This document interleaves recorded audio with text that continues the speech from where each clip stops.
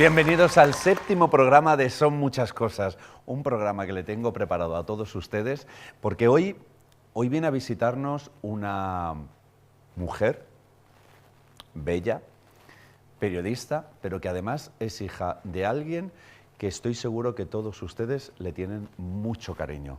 Hoy viene a visitarnos Andrea Quintero, así que son muchas cosas. ¡Arrancamos!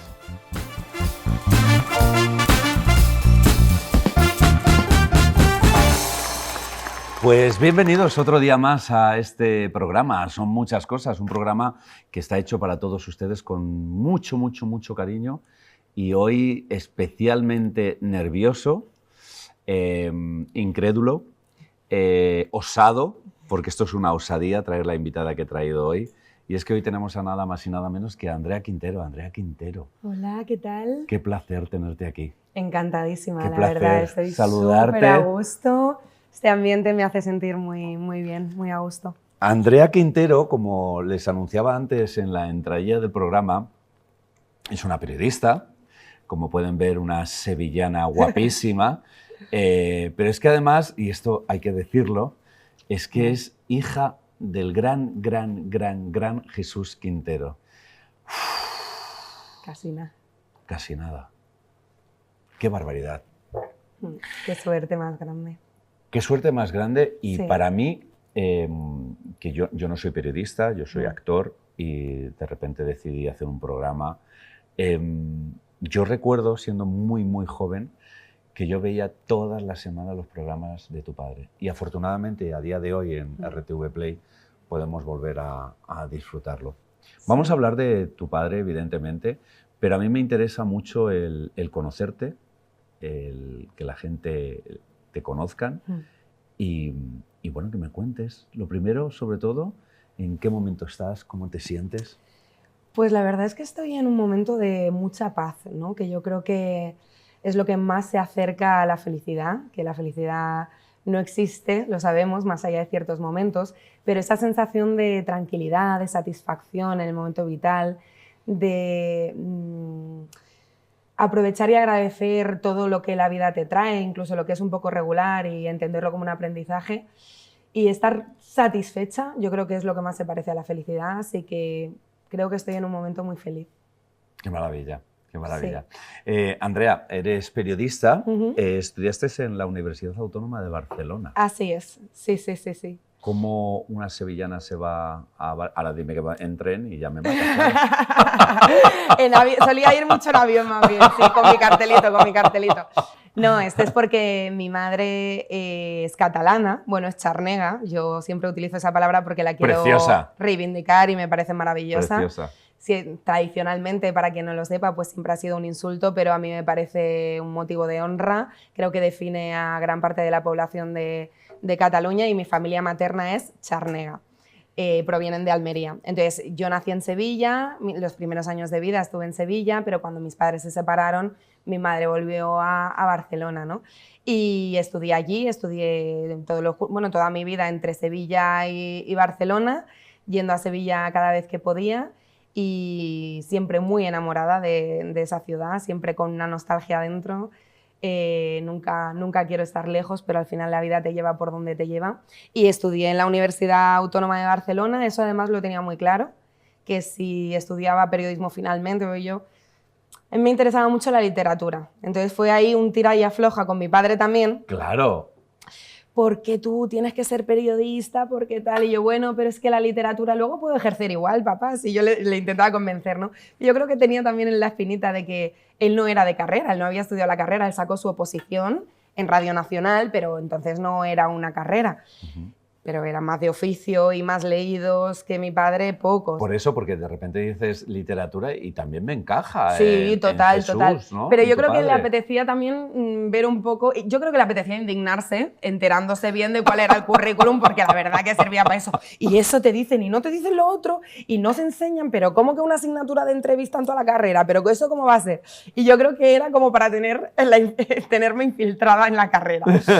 Entonces yo dije, mira, tenía muy buenas referencias y la verdad que la Facultad de Comunicación de la Universidad Autónoma de Barcelona es toda una referencia en España. hay grandísimos profesionales.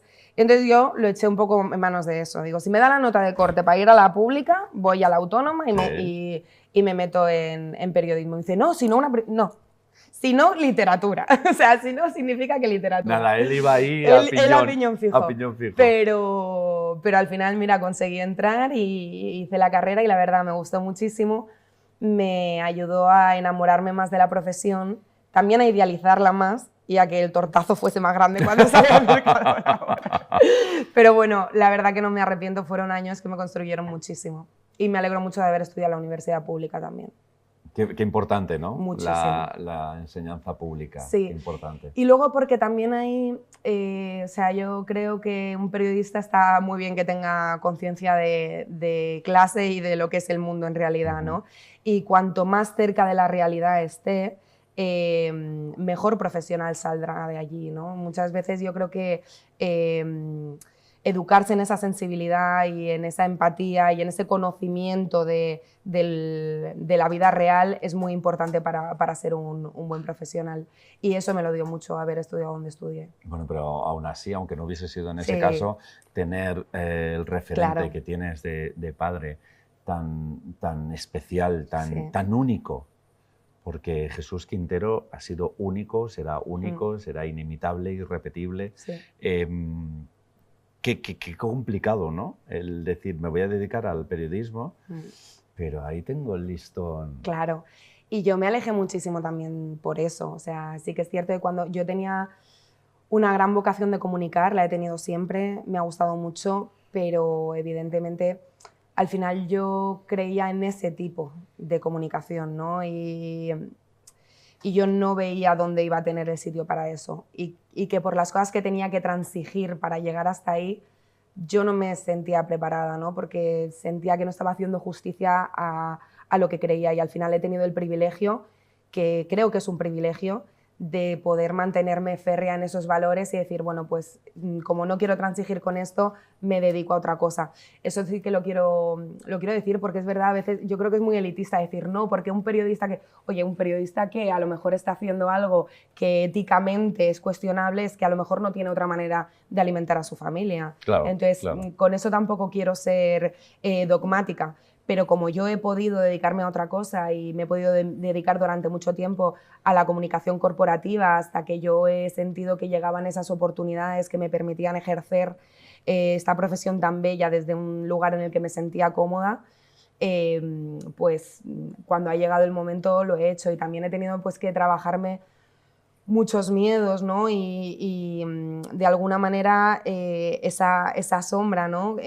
Tan alargada que tengo encima de mí, pues difuminarla un poco entendiendo que yo soy yo, que quien me quiera comparar lo va a hacer igualmente y se va a decepcionar seguro. Es que yo ya parto de eso, no, me lo dicen muchas veces que en mi manera de comunicarme como que puedo recordar a él y a mí eso me abruma un poco. Me siento muy orgullosa de todo lo que tengo de él porque es muchísimo, pero me parece que es alguien que es inalcanzable en la manera de comunicar. Para mí es mi mayor referente como profesional, aparte de mi padre y mi maestro de vida entera.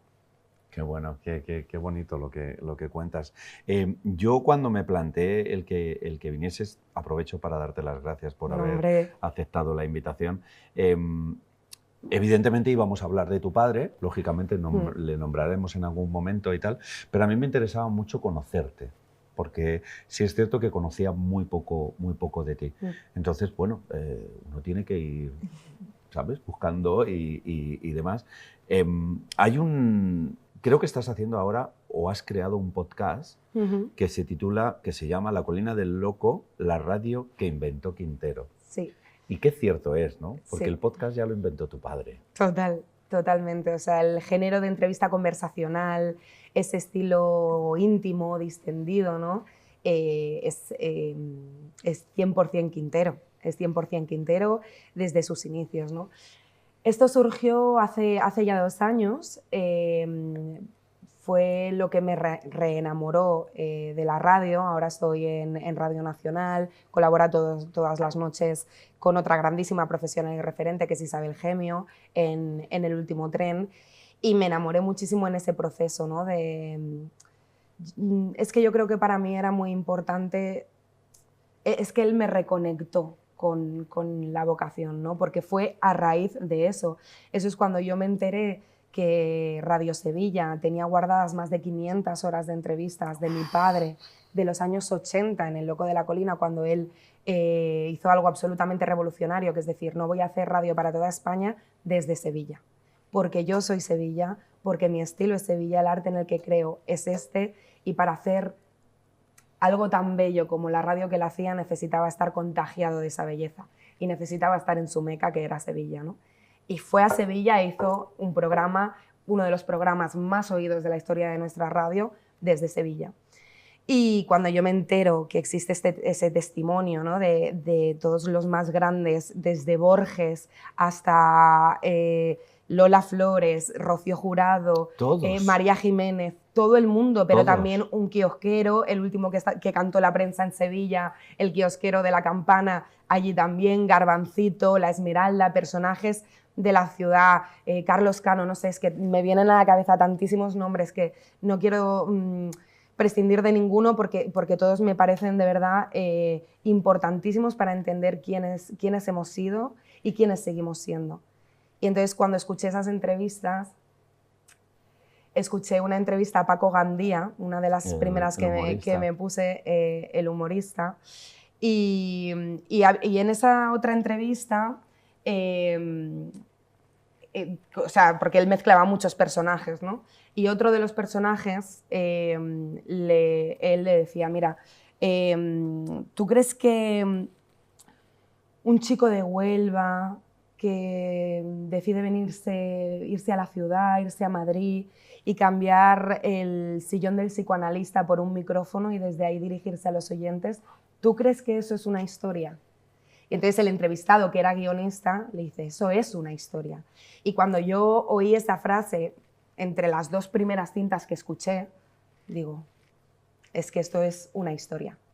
Entonces hablé con Antonio Yélamo, queridísimo Antonio Yélamo, que me ha puesto todas las facilidades, y dije, vamos a contar esta historia, o sea, vamos a rescatar estas entrevistas, pero vamos a ponerlas en un contexto y vamos a explicar cómo Quintero se convierte en el Loco de la Colina, ¿no?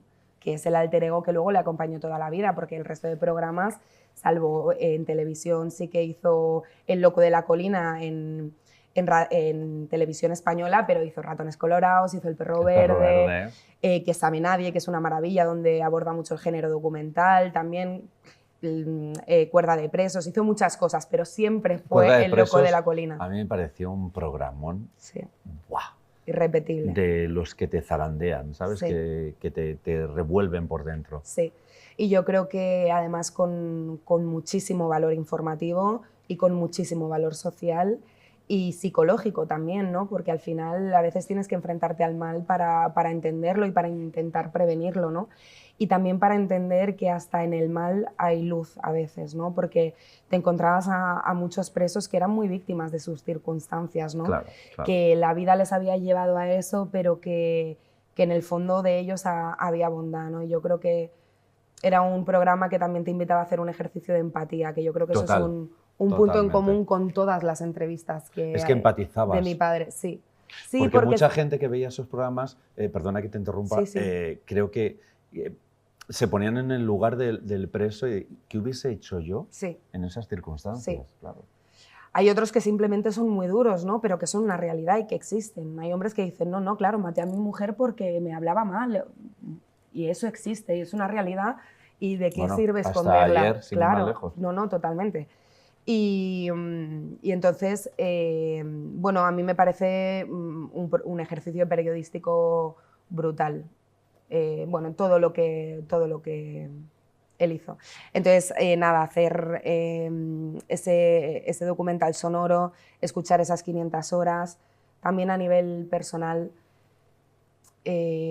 fue un viaje muy abrumador. Tardé más de 2 años en hacer desde que surgió la idea hasta que hicimos el podcast, porque tuve que parar muchas veces durante el proceso. Mi padre ya no estaba, yo estaba conociendo a mi padre en una versión de él que yo no conocí en vida, porque él me tuvo mucho más mayor. Bueno, no mucho más mayor, pero me tuvo 12 años después de los últimos programas de Loco de la Colina en radio. Y era una versión muy cercana a mí, a mi identidad en este momento de mi vida, porque teníamos una edad muy parecida. Y descubrí cosas de él que alargué la conversación. Fue un proyecto que me acompañó muchísimo en el luto, que me ayudó a hacer el luto de una forma muy sana, pero teniéndole presente y de su mano, ¿no? Ahí quería llegar yo. ¿Te ayudó en el proceso? Absolutamente. Aunque a veces fuese, como te digo, muy abrumador y muy duro, no hay una manera correcta de hacer el luto, cada cual lo aborda como puede. Hay mucha gente que le cuesta mucho enfrentarse durante un tiempo, pero para mí no fue así para nada. O sea, yo necesité a mi padre desde el primer momento. Mi padre solía decirme unas palabras que cuando me las decía cuando yo era adolescente, ¿no? Y me sonaban a excusa y me daban mucha rabia, porque yo reivindicaba tener un padre más presente, más en el día a día, más como el padre de mis amigas, ¿no? Y eso con Quintero evidentemente no era posible, sin dejar de ser padre y sin dejar de ser maestro, ¿no? Porque yo creo que ser padre es ser sobre todo maestro, pero no estaba tanto. Y él me decía,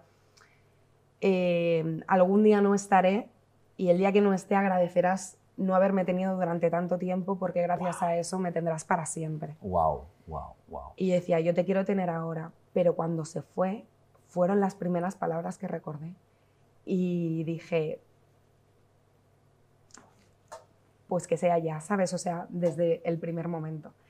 Y recuerdo que 2 noches después de enterrarle, me puse mi programa favorito de mi padre, son Las 13 noches con Antonio Gala. El gran enemigo. Y me puse la conversación sobre la muerte, que es durísima, sí, pero que al final me consoló muchísimo. Es probablemente y tenerle cerca para mí siempre ha sido un consuelo, incluso en esos momentos del luto que conectan más con la rabia, ¿no? Y con el... Incluso en esos momentos, tenerle siempre es un refugio. Porque a día de hoy tú has llegado a entenderle. Sí, totalmente. Pero tuviste que pasar por cosas como, por ejemplo, tu padre decía que el orden suyo era la noche, la radio, mis hijas. Sí.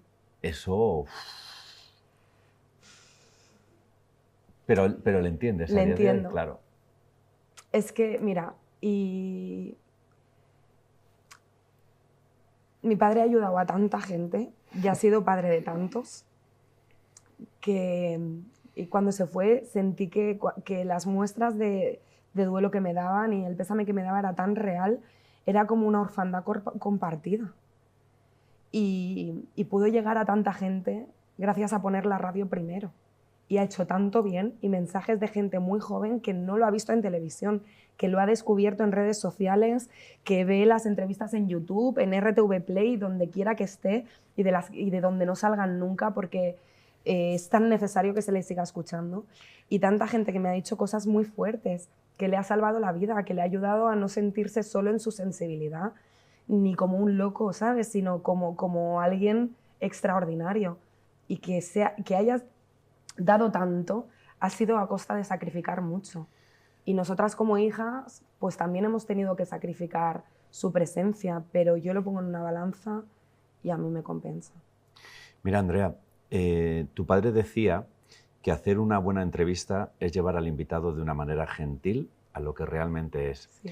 Yo, de verdad, no quiero que pases un mal rato. No, ¿vale? para nada. Yo me emociono, pero porque soy así, vale. Porque soy muy sensible. Porque pero... yo lo último que quiero es que estés incómoda, que lo estés pasando mal y hacértelo lo más gentil que yo pueda, ¿vale? Muchísimas gracias. Salvaguardando las distancias con tu padre, lógicamente. Sí, yo me emociono mucho, yo hablo mucho de mi padre y con mis amigas. Sí, no lo veo, o sea, le echo de menos, le quiero mucho y me enorgullezco muchísimo de él. Y le siento muy cerca también y entonces pues evidentemente hay emoción, pero yo soy una persona que se emociona muchísimo, o sea, yo con la belleza me emociono, vale. con todo, pues imagínate más con un padre que ya no está, ¿no? Pero eso no significa que para nada, yo estoy muy a gusto y me gusta mucho recordarle. Vale, pues vamos a cambiar un poco el tercio. Venga. Y vamos a jugar un poco, ¿vale? Vale. En esta pantalla que tengo a mis espaldas vas a ver unas imágenes que van a salir. Vale. Yo quiero que me digas lo primero que te aparece, que te pasa por el cuerpo cuando las ves, ¿vale? Vale. Pues vamos con la primera imagen para Andrea Quintero. Ay, referente para mí, es un referente. Isabel, sí. Sí, es una mujer que tiene muchísima sensibilidad, una mujer con muchísima ética profesional y muy luchadora. O sea, me transmite mucha fuerza. Ha tenido que lidiar con mucho, nunca se ha movido de sus ideas y para mí me parece un ejemplazo. Y además me parece pionera en muchas cosas también, o sea, es una mujer a la que respeto mucho y me gusta, o sea, me siento muy agradecida de tenerla como maestra. Qué maravilla. Sí. Yo te voy a contar una cosa que además me ha ocurrido esta semana. Yo a Isabel no la conozco evidentemente como todo el mundo, pero no la conozco personalmente. El otro día estuve en el estreno de Enlorquecido, el documental de Miguel Poveda. De Poveda, que vino encantada. Y estaba ella y de repente me vio y me hizo así como, ¡hola! Me saludó de una manera que yo dije, me está confundiendo con alguien, pero ella me volvió a decir, ¡hola! Claro, la saludé, sí. pero en la distancia, porque ella se estaba haciendo unas fotos con gente y demás. Llego a mi casa, me pongo a preparar tu entrevista. Bueno, tu entrevista, no me gusta llamar a esto entrevista, me gusta decirle más conversaciones. Sí. Preparando tu conversación y de repente me aparece como que es con la persona que estás trabajando ahora y yo decía, ¿pero esto qué es? Sí. Estas cosas mágicas, ¿no? que pasan. Sí, me sorprendió mucho, de verdad. Sí, porque son como casualidades que no esperas. Sí. Claro. Isabel es una persona muy cariñosa, creo que, bueno, en este país somos muy injustos con la gente en vida. Y yo creo que a ella no se le ha dado el papel que verdaderamente tiene. Ha tenido que luchar mucho por volver a tener un espacio, siendo una mujer que siempre ha tenido el respaldo de la audiencia, porque tiene una voz y una manera de comunicar que de verdad acompaña, que por ejemplo es la principal función de la radio, es acompañar. Tiene muchísima sensibilidad, mucho talento profesional y creo que le ha pasado factura muy negativamente el hecho de ser mujer, cuando es una mujer que trabaja con rigor, que quiere que los equipos se impliquen, que lucha, que es exigente consigo misma la primera. Y creo que seguimos siendo muy injustos en este país con eso. Creo que a las mujeres les toleramos menos que sean totalmente de acuerdo. Exigentes. Claro. Y yo lo digo, mi padre era la primera persona que era muy difícil trabajar con él, porque era muy exigente. Pero voy a preguntarle... Pero era muy exigente el primero con él mismo. Claro, exactamente, pero igual que Isabel. Y sin embargo, todas las personas que han formado parte de sus equipos, que en su momento, o sea, tienen recuerdos duros también de ese momento de muchísima exigencia, de mucha entrega profesional, y todos tienen un recuerdo maravilloso de él, de cómo aprendieron y cómo favoreció a sus carreras el haber trabajado con él. Y eso al final es lo que queda y a veces nos cuesta, ¿no? implicarnos, pero ostras, a mí me parece muy, muy necesario entender que, sobre todo, respetar que alguien sea exigente contigo cuando ves que lo es consigo mismo. Total. Porque si no predica con el ejemplo, yo entiendo que te toquen las narices, ¿no? Pero si es la primera persona que llega... Que los hay. Y que se va, los hay. Exactamente. Que los hay. Exactamente. Pues vamos con la segunda imagen para Andrea Quintero. A ver. Ay, Vicky. Vicky es como una hermana. Es como una hermana. Estuve trabajando con ella también un tiempo. Ella quería muchísimo a mi padre. Conecto con ella en un plano, pues, sí, como muy fraternal, ¿no? Porque tenemos recuerdos que nos unen mucho de él, tenemos una sensibilidad muy parecida, Para ella fue muy determinante también la muerte de mi padre. Tuvo un momento... Mi padre creía mucho en ella y gran parte de lo que hace sé que lo tiene muy presente. Y eso es muy bonito. Y cuando estuve trabajando con ella y me pidió ayuda con A Solas, ¿no? Con el guión, porque quería darle esa calidad y esa calidez y esa humanidad a lo que hacía, ¿no? Y era muy bonito porque siempre estaba él con nosotras, ¿no? De alguna manera. Y me ayuda... No es que me ayude, es que me acompaña mucho ver cómo, ya te lo he dicho antes, ¿no? Como otras personas que igual no son hermanos de sangre le tienen tan presente y tienen tanto amor por él. Bueno, es que a quiero mucho. A tu padre yo diría que es imposible encontrar un fragmento donde alguien hable mal de él, porque Sí. incluso Rocío Jurado lo trataba de hermano. Sí, es que Rocío Jurado es mi madrina. ¡Qué barbaridad! ¡Qué barbaridad! Sí. ¡Qué barbaridad! Y mi madre supo que estaba embarazada de mí en un viaje con ella, en Miami, y con mi padre. Mi padre la quiso muchísimo, la sigue queriendo, y viceversa. Eran dos personas que conectaban muchísimo porque tenían una sensibilidad muy parecida, que al final yo creo que lo que nos hace hermanos verdaderamente, sé que me repito mucho, pero es... hay sensibilidades gemelas, ¿no? Almas gemelas, es eso, es más allá de la sangre, cuando alguien ve el mundo igual que tú. Wow. Y ellos veían el mundo conexión, de una ¿no? manera muy parecida. La verdad es que, insisto, preparando tu conversación, es que las barbaridades que ha dicho esta mujer de tu padre, Sí. Isabel, Rocío, todo el mundo, Rocío Carrasco, todo el mundo, Sí, hablan... Y eso me imagino que como hija, en tu caso, tiene que ser... Sí, es un gran orgullo. Es un gran orgullo. Y ya no solamente todas esas personalidades, me llegan reflexiones de personas mucho más desconocidas o anónimas que de verdad que al final es a quienes él se dirigía, ¿no? Y que lo recuerden con ese cariño, a mí me llena muchísimo.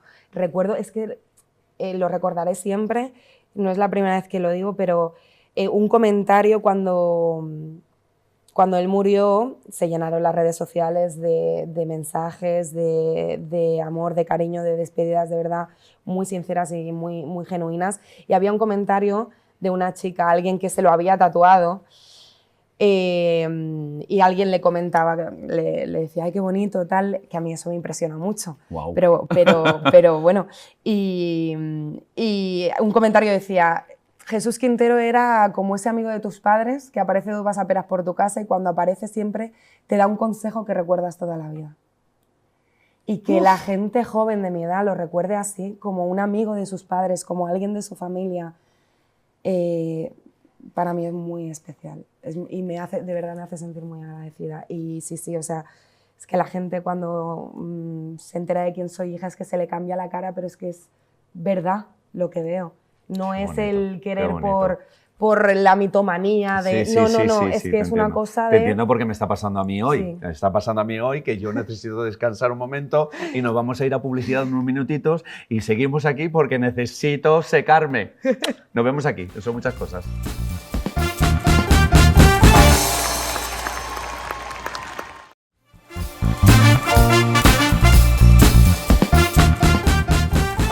Pues aquí estamos de vuelta en Son Muchas Cosas, con una conversación muy emocionante, muy bonita, muy profunda con nuestra queridísima Andrea Quintero. Andrea, vamos a por la tercera imagen para ti. Vamos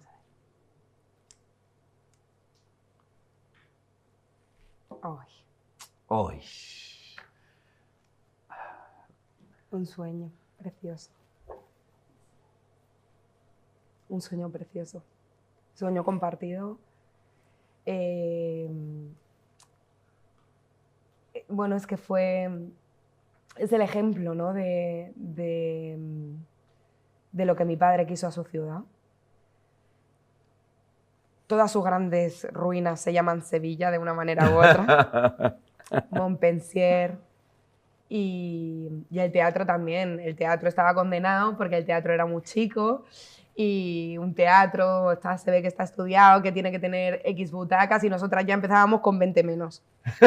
Ya, así del tirón. Pero era un espacio con una magia y ahora que sigue activo y sigue sin tener ese letrero, pero entras y es el mismo sitio. Y tiene las mismas estrellas, porque son estrellas, haciendo chiribitas, ¿no? en el patio de butacas. Y tiene su alma, y tiene su fuerza, y tiene su belleza, y tiene su capacidad de amar y su generosidad. Él quería que en Sevilla hubiese, en el centro de Sevilla, un espacio así. Está en la calle Cuna y es un espacio muy mágico. Yo conviví mucho con mi padre allí. Yo recuerdo siempre la primera vez que me lo enseñó, con la ilusión que nos paseó por el patio de butacas, por arriba, por entre bambalinas, por cada rincón. Iba con unas amigas, ¿no? Y nos lo enseñaba pues como un niño enseñando su juguete favorito, pero era mucho más que un juguete. Pues eso, como su obra, ¿no? Era como algo que él regalaba a la ciudad, como todo lo que la ciudad le dio a él, ¿no? Era para él como un ejercicio de justicia. Él quería el dinero para esto. De verdad era una persona muy generosa y muy desprendida. O sea, no...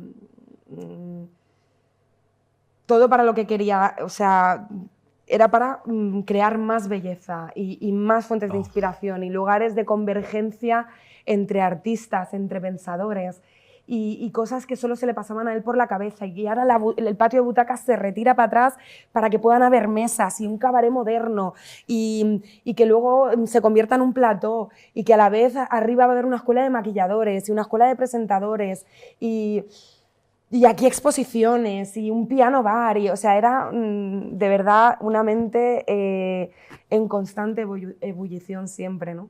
Y anda que no nos peleamos aquí, Nina.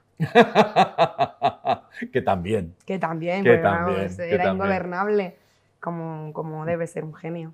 Pues me parece fatal que hayan quitado el nombre. Sí. En este país tendemos al olvido Sí, muy rápido. Y... el anterior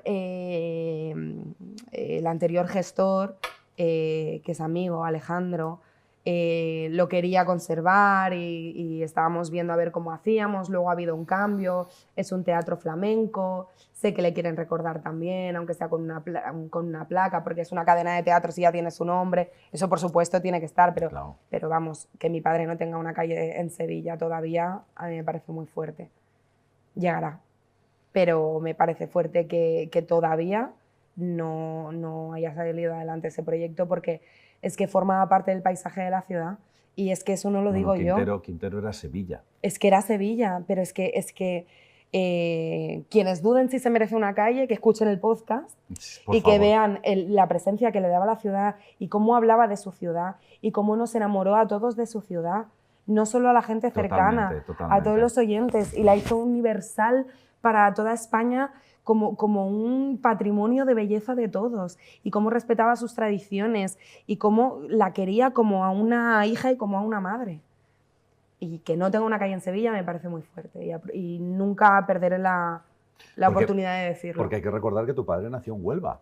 Sí, y en San Juan del Puerto, era muy sanjuanero también, quiere mucho a su pueblo se ha portado muy bien con él. Allí tiene su centro cultural, que será algún día un museo, y yo desde la fundación también, junto a mi hermana y toda la familia, lo estamos impulsando. Y le han hecho un monumento maravilloso en el cementerio donde descansa, para recordarle y que nos permite estar con él. ¿Él está en Sevilla? Él está enterrado en San Juan del Puerto. En su pueblo. San Juan del Puerto, sí. Y San Juan del Puerto le ha hecho mucha honra y lo quiere mucho. Y lo quiere muchísimo, sí. Y Sevilla también, porque Sevilla son los sevillanos y los sevillanos lo aman. Lo que pasa que a veces, pues, yo sí echo de menos que se traduzca en algo... Pues desde aquí reivindicamos a, Sí.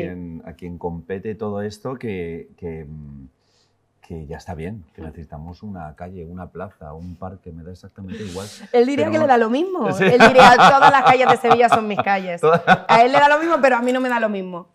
A mí no me da lo mismo. No, O sea, normal, evidentemente normal. no hay orgullo mayor que le recuerden como le recuerdan, pero no sé.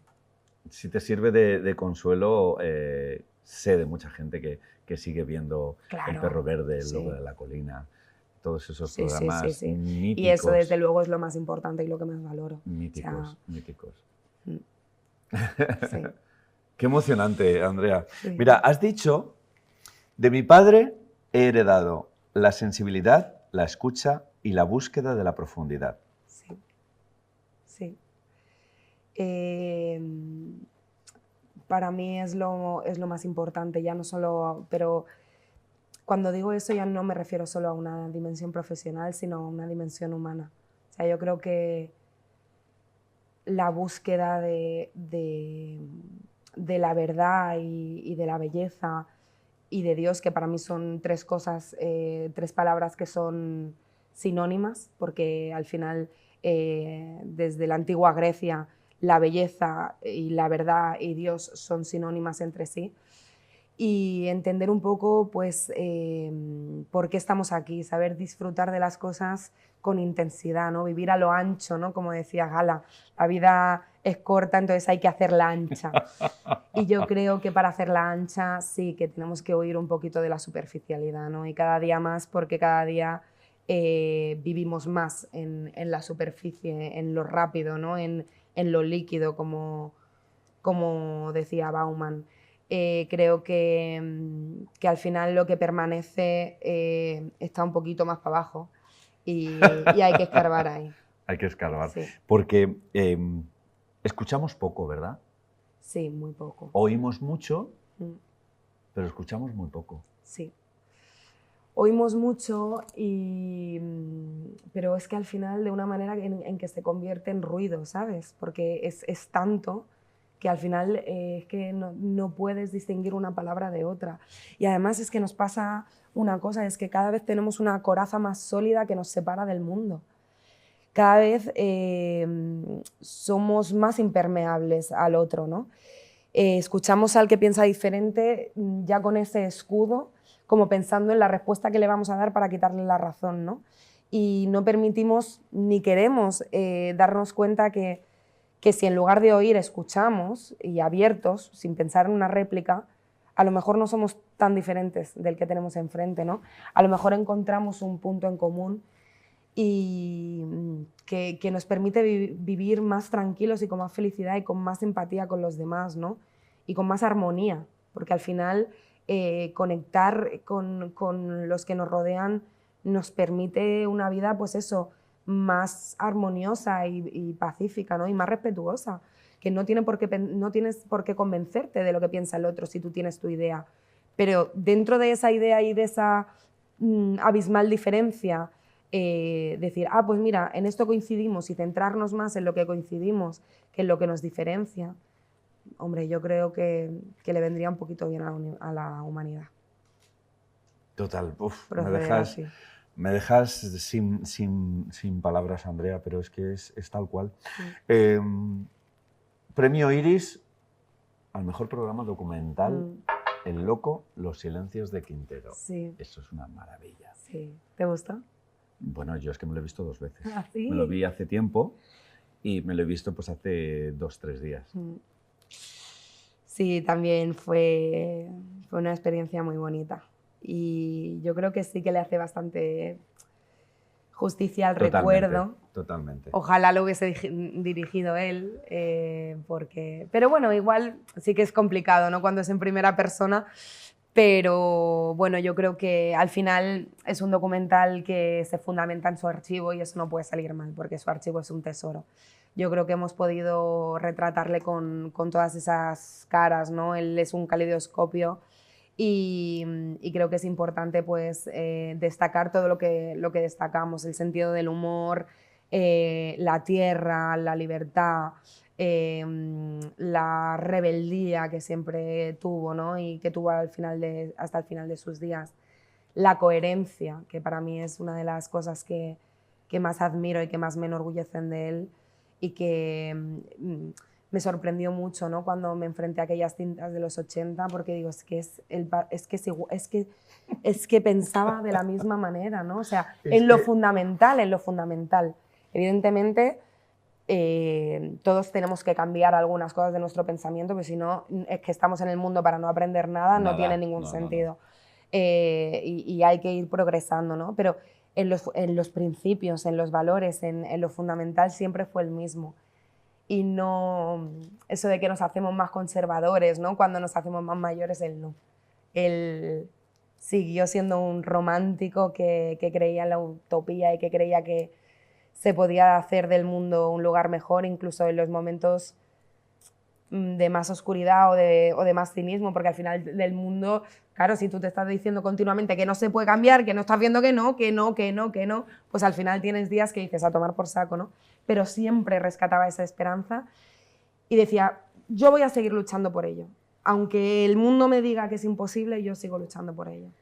Y así lo hizo hasta el final de sus días. Para mí la coherencia es una de las palabras que más le definen y me parece, bueno, es de las que más me enorgullecen. Es que tu padre ayudó a que este mundo fuese mejor, ¿eh? Yo creo que sí. Porque en este documental del que acabamos de hablar, El Loco, los silencios de Quintero, es que claro, si nos ponemos a recortar y a destacar, hay una cosa muy bonita que dice su viuda, y es que tu padre reía con el cuerpo. Ah, sí, Joana, sí. Que sí, es que es así, es que reía con todo. Es que reía con todo. Reía con el cuerpo. Sabía ser feliz cuando tocaba y sabía disfrutar también con la sí, mucho. Sí. Y yo recuerdo mucho su risa, sí. Y me conecta mucho con él. Y a veces, fíjate, yo trabajo mucho con su archivo, ¿no? Y lo recuerdo constantemente. Y fíjate que a veces los momentos en que más me saltan las lágrimas es con la risa, ¿no? Porque es cuando más le echo de menos. Bueno, es que no, tampoco, porque le echo de menos siempre. Pero, ¿por qué no? Porque luego también de pronto dice alguna cosa, pero la mirada y la risa está en mis recuerdos más íntimos de él, ¿no? Entonces, eso a veces abruma, pero... Luego gente que dice que tu padre, o sea, no querían emitir una entrevista de José María García y tu padre dijo, pues, hasta aquí hemos llegado. Se fue. A ver quién hace eso. Y eso no lo hace todo el mundo. No. No lo hace todo el mundo. Es que es muy difícil, Andrea, el de repente encontrar algo de tu padre que... porque puedes discrepar, evidentemente, pero es que todos los valores, hablo por mí, todos los valores que yo más o menos tengo, es que decía, madre mía, es que es este hombre. Total. Sí. Es este hombre. Y las mejores entrevistas. Y lo que sacaba de gente tan importante como de repente entraba. Y pensasen lo que pensasen, ¿eh? Daba igual. Daba igual que fuesen más de su cuerda o menos. Que eso es lo que de falta todo el hoy. mundo sabía sacar lo mejor, porque buscaba lo mejor, no buscaba un titular, no buscaba... O sea, la intensidad era esto.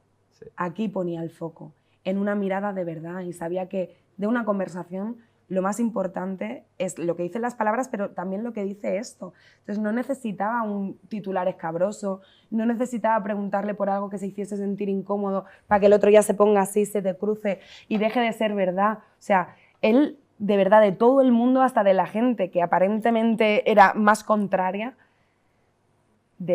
buscaba lo bueno. Qué susto, por Dios. No pasa nada, esto ha sido un compañero que se ha desmayado, pero seguimos.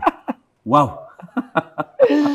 Buscaba lo bueno. Y entonces yo creo que eso lo percibía, los entrevistados los primeros y la audiencia también.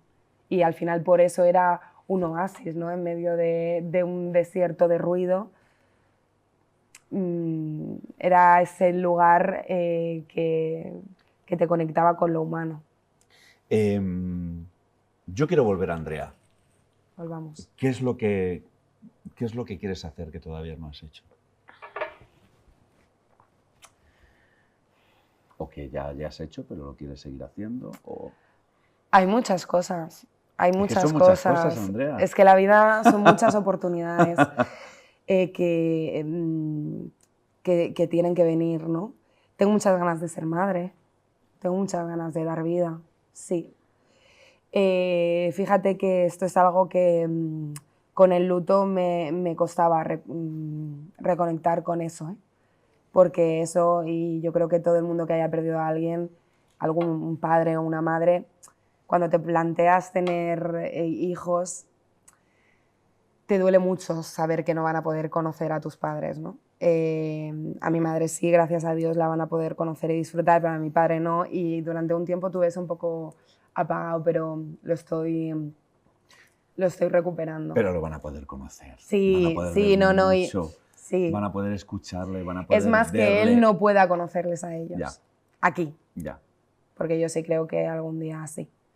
Pero... Le van a poder escuchar reír. Sí, sí. Es que eso es una maravilla. Sí, no, y yo tengo una sobrina que amo con mi vida, sobrina de mi padre también, que cuando veo cómo... mi padre murió cuando ella tenía 2 añitos solamente. Y cuando veo cómo ella lo tiene presente y cómo lo recuerda, a su tito Jesús, eso también me ha reconciliado mucho con esa pena, ¿no? Que decías que no me lo quiero ni plantear, porque al principio yo digo, es que, no sé, sé que al final uno, la vida sigue y se repone, ¿no? Pero en ese momento yo decía, es que solamente voy a poder pensar que no voy a poder hacer así, toma a tu nieto, ¿no? Pero bueno, eso es una de las cosas que me quedan por hacer, pero me queda muchísimo por viajar. Sé que también me queda mucho por sufrir. He sufrido mucho, como todo el mundo, pero sé que todavía hay muchos sufrimientos en esta vida de los que tendré que seguir aprendiendo. Pero es muy importante ser consciente de eso, sí. de saber que vas a sufrir y que te van a pasar cosas y que habrá que transitarlas lo mejor que se pueda. Me queda mucho por reír, no sé, mucho por estudiar. Venga, yo cuando me jubile voy a estudiar filosofía. Y voy a estudiar Bellas Artes, voy a estudiar todo lo de todos los muertos de hambre, eso, ¿no? Lo que yo hubiese querido estudiar, todas las cosas que no dan un duro, eso quiero hacer. ¿Ves cómo eres hija de tu padre? Sí, total. Muchas cosas, pero la verdad que siento que he tenido una vida también muy intensa, de la que me siento muy agradecida hasta ahora y espero que siga siendo así. Estoy seguro de que va a ser así. Tu padre decía que un periodista que no es libre no es periodista. No, ni en nada. Ni es nada, no. Totalmente, ¿verdad? Es fundamental, o sea, es el principal compromiso deontológico que deberíamos tener, ¿no? O sea, este verano a mis becarios en Onda Cero les dije una cosa como que se quedaron muy así, dije, y sigo diciendo, ¿no? O sea, yo creo que esta profesión recuperará la dignidad que le pertenece el día que entendamos que nuestro código deontológico es como un juramento hipocrático. O sea, debemos, no es opcional decir la verdad, contrastar la información, expresar los puntos de vista, y no es opcional mantenerte libre y ajeno al poder para poder dar a tu audiencia una información real. Entonces, la libertad es fundamental, el mantenerte libre para expresar tus valores, cada uno que exprese los suyos, pero que sean los tuyos, que no dependa de quién te paga. Eso es muy difícil, pero deberíamos de tener ese espacio, porque es que si no, lo que estamos haciendo es publicidad. ¡Wow! ¿Qué está pasando hoy en día en el periodismo, en este país? Hay muchísima precariedad. Entonces es que no se le puede echar la culpa, lo he dicho antes, al profesional. Es que no, se debe echar la culpa a quien maneja los medios y quien no está permitiendo que vivamos, o sea, que tengamos unas condiciones laborales suficientes como para poder mantenernos libres. O sea, en nuestra información y como para poder destinar el tiempo necesario a tratar una información, para poder contrastarla, para hacer nuestro trabajo con calidad. Si no tenemos herramientas, tiempo ni recursos, al final, o sea, trabajamos en 20 sitios a la vez para llegar a dar con un sueldo digno. ¿Y cómo quieres que esa persona contraste cada cosa con 4 fuentes? Si es que no tiene tiempo. Si es que no tiene tiempo. Entonces, nosotros, o sea, los periodistas, hacemos lo que podemos con las herramientas que tenemos porque somos personas, al fin y al cabo, que necesitan mantener a su familia y bastante pena es ya no poder disfrutar de una profesión tan vocacional porque no tienes tiempo para disfrutarla muchas veces, ¿no? Pero yo creo que sí que la información es un derecho, es fundamental en una sociedad democrática y tendríamos, yo no sé, que lo piense quien lo tenga que pensar y quien cobre por pensarlo. No sé cuál es el camino, pero hay que darle una vuelta. Hay que darle una vuelta, hay que garantizar unas mínimas condiciones que nos permitan trabajar debidamente.